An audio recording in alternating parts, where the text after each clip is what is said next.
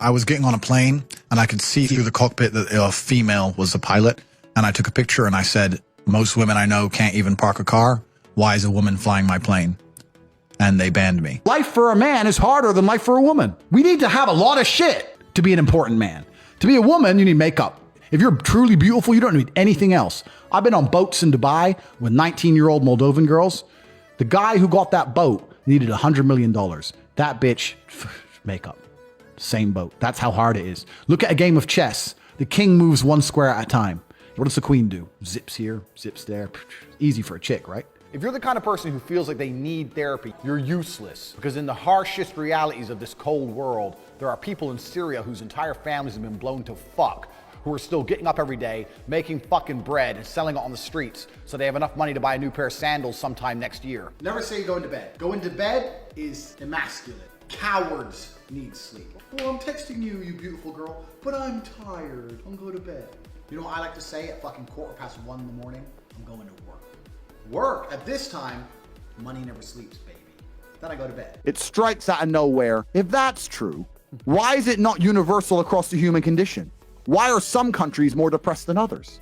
Explain why some countries have no depression and some countries have a bunch of depression. Maybe because in some countries, all we do is talk about depression and fucking promote it. Bam. And in some countries, we don't. The reason that depression is promoted is because it allows you to become ultimately selfish, live inside of your mind, become obsessed with me, I'm sad, I'm sad, I'm sad. So you don't pay enough attention to what's going on around you to realize you're getting fucked by a ruling class who don't give a shit. And anyone who sits here and tells me, well, depression's real, you're telling me that your mindset is weak. And I'm not gonna adopt the thinking of weaklings. I'm busy living fucking life. Michael Jackson was anything less than a G. And now all these kids are coming out going, he touched me, he touched me. Let me tell you something. If you were a parent and you let your kid stay around Michael Jackson's house, now you want to come here and be all upset your kid got touched. Who cares? Get over it. There's a magical power amongst men, which has been forgotten and lost. When you put enough men in the same room, there's a transference of energy that makes us feel invincible.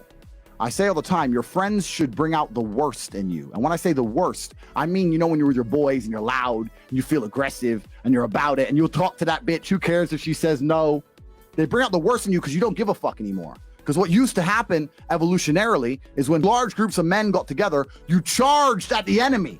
You ran at the spears. Hey, Tates, 28 years old, just lost my father, about to lose my mother soon from cancer. How do I deal with grief, and does the pain ever go away? How do I deal with grief is a question that I always find very complicated. I've had a similar situation happen in my life. What choice do you have? What happens if you don't deal with the grief? Are you gonna kill yourself, drink yourself into depression, ruin your own life? You have no choice. You're on a train track, and you can either change the direction of the train that goes off a cliff, or you could keep it on the track. Time is going to still keep going on, and you are going to be sad. So are you going to be a sad winner, or are you going to be a sad loser? What do you say if a guy was working a 9 to 5, married to a woman, had a couple of kids, going his 2 or 3 holidays a year? I'll say congratulations. I would genuinely say congratulations. If you're happy with that, absolutely congratulations, and I don't look down on you. That's perfectly fine. But some men are just not born that way.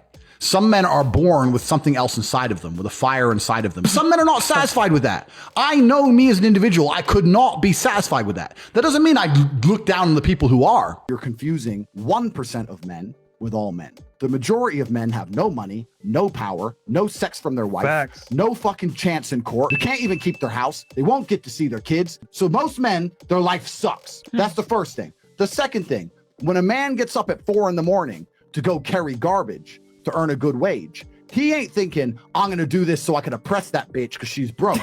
He's doing it thinking so I can provide for my family, so my woman can stay at home and raise my kids and have nice nails while I'm out here carrying trash. You go to a coal mine, those dudes are not down there thinking about oppressing women. They're down there thinking about providing for women. Us men are prepared to take on more bullshit to protect you than you would possibly believe. Men are out here giving up their fucking life for you chicks. And feminism prevents you respecting it. What is Tate's advice for guys below 6 feet? It's absolutely ridiculous to go through life wishing you're something you're not. The chessboard is the chessboard. It doesn't matter if you're 5'9", 5'7", 5'2". That's who you are.